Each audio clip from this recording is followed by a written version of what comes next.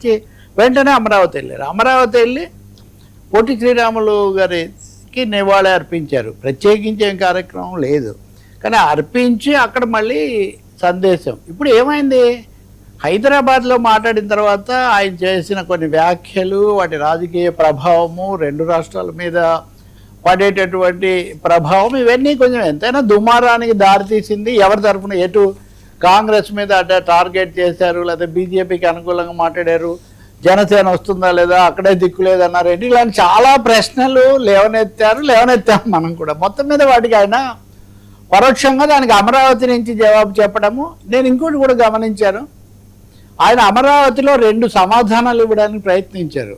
తెలంగాణకి ఇవ్వాల్సిన సమాధానాలు హైదరాబాద్లో ఇచ్చి, అమరావతికి వెళ్ళి తను కులాల గురించి ఎందుకు మాట్లాడాను, తను జయ అమరావతి కాదు జయ ఆంధ్ర అని ఎందుకు అనాలన్నాను అని రెండింటికి కూడా అక్కడ వివరణ ఇచ్చే ప్రయత్నం చేశారు. కాబట్టి నా ఉద్దేశంలో కొంచెం బ్యాలెన్సింగ్ పాలిటిక్స్, ఒకవైపునేమో గబ్బర్ సింగ్ డబల్ గేమ్ లాగా 2 చోట్ల ఉన్నది ఒక వైపున కనిపిస్తుంటే, ఇంకో వైపున జనసేన అని ఒక వ్యూహాత్మకమైన కసరత్తు చేసినట్టుగా కనిపిస్తుంది. తను హైదరాబాద్ వచ్చి మాట్లాడినవి మళ్ళీ ఆంధ్రప్రదేశ్లో అవి పొరపాటు సంకేతాలు ఇవ్వకుండా, ప్రత్యర్థులు మరో విధంగా చిత్రించకుండా, ఎందుకంటే వైసీపీ వాళ్ళు అప్పటికే పేర్ని నాని కానీ అప్పుడు రాంబాబు కానీ మిగతా మీడియా వ్యాఖ్యలు అలా వచ్చి వాళ్ళందరూ తీవ్రంగా రకరకాల వ్యాఖ్యలు చేశారు.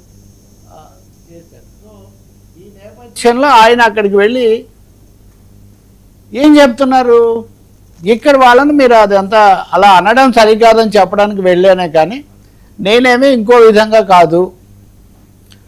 ఇంకా ఎక్కడి దాకా వెళ్ళారంటే తన మీద కొంతమంది దాడి చేశారా, లేదా ధ్వజం ఎత్తారా, సవాళ్ళు చేశారా మనం చెప్పలేం. కానీ మహాత్మా అది చిరంజీవి తీశారు కానీ శంకర్ దాదా జిందాబాద్, కానీ నిజానికి దాదా గాంధీగిరి పవన్ కళ్యాణ్ చేసినట్టు కనిపిస్తుంది. కేటీఆర్ గారు ఇలా అన్నారు, కేటీఆర్ నా బ్రదరు కాబట్టి కేటీఆర్ నా గురించి తప్పుగా మాట్లాడిన వాడికి సమాధానం లేదు. గద్దర్ కూతురు ఆమె మాట్లాడారు, గద్దర్ కూతురికి వాళ్ళకు మాకు మంచి అనుబంధం ఉంది, వాళ్ళకి తెలుసు, ఒకవేళ తెలియక ఏదైనా మాట్లాడి ఉంటారేమో కానీ ఇంకోటి కాదు. ఆఖరికి గాంధీగిరికి పరాకాష్ట ఏమంటే, మీ సభకు అనుమతి ఇవ్వలేదు కదా తెలంగాణ ప్రభుత్వం అంటే, రేవంత్ రెడ్డి గారు చాలా మంచివాడు కాబట్టి ఆయనకు తెలిసి ఉండదేమో ఇలా జరిగి ఉంటుందని. అంటే ఇంకా ఖచ్చితంగా చెప్పాలంటే ఒక అజాత్ శత్రువులాగా ఇంకా రేవంత్ రెడ్డితో లేదు, కేటీఆర్తో లేదు, లేకపోతే ఇంకొకరితో మాట్లాడిన వాళ్ళతో లేదు, అంతకుముందే లేదు. కాబట్టి ఆయన చెప్పాల్సినవి వీరావేశము, సవాళ్ళు అన్నీ అయిపోయిన తర్వాత మళ్ళీ ఆయన అమరావతికి వెళ్ళి ఏ విషయంలో కూడా నేను వివాదం కానీ ఘర్షణ కానీ కోరుకోవటం లేదు, నేను చెప్పాను అంతే, రావడానికి రానివ్వండి, దేశంలో ఎక్కడికైనా వెళ్ళొచ్చు, ఈ సందేశం ఇవ్వడానికి మాత్రమే వెళ్ళానని ఒక విధంగా చెప్పాలంటే కొంచెం సర్దుబాటు కోసం ఆయన ఒక కసరత్తు చేశారనేది స్పష్టంగా కనిపిస్తుంది. అదే సమయంలో ఆంధ్రప్రదేశ్ ప్రజలు ఆంధ్ర విడిపోయిన తర్వాత ఉన్న పరిస్థితి ఏంటి, దీని గురించి కూడా ఆయన పొట్టి శ్రీరాములు నేను ప్రత్యేకించి చేస్తున్నాను. దేశంలో భాషా ప్రయుక్త రాష్ట్రాలు కావాలి, భాష ఆధారంగా చైతన్యం కావాలి అన్నది తీసుకొచ్చినటువంటి వ్యక్తి కాబట్టి పొట్టి శ్రీరాములు మనం తలుచుకోవాలి. కానీ ఆ పొట్టి శ్రీరాములను కూడా కులం కోణంతో చూస్తున్నారు.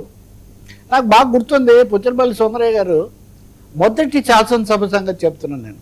మొదటి శాసనసభలో ఆయన ప్రతిపక్ష 55లో రెండో సభ అంటే విడిపోయాక, అక్కడ ఆయన మాట్లాడుతూ మెడ్రాస్ నుంచి విడిపోయి ఏర్పడినాం, కర్నూలుకి వచ్చాక, కర్నూలులో శాసనసభ ఉన్నప్పుడు ఆయనకి ఎప్పుడు కోపడ్డు బావుగా రాజకీయ విమర్శలు తప్ప, సభలో ఒకసారి ఉగ్రరూపం దాల్చేటంట. అందరూ ఆశ్చర్యపోయారు, సుందరయ్య గారికి అలుగుటేరుంగని మహామహితాత్ముడు అజాత శత్రుడే అలిగినాడు అన్నట్టు ఈయన ఇంత కోపడ్డారు. ఏంటంటే ఒక ఇండిపెండెంట్ సభ్యుడు పొట్టి శ్రీరాములు యొక్క కులాన్ని ప్రస్తావించారట. సుందరయ్య గారు ఆగ్రహం దగ్గరలో అయిపోయారు, పొట్టి శ్రీరాములు కులం గురించి నువ్వు మాట్లాడతావా అని. ఇప్పుడు అనుకోకుండా నాకు అది గుర్తొచ్చింది, పొట్టి శ్రీరాములు విగ్రహం సమయంలో కూడా కొంతమంది ఇలాంటివి తీసుకొచ్చారని, పవన్ కళ్యాణ్ దాన్ని తీసుకొని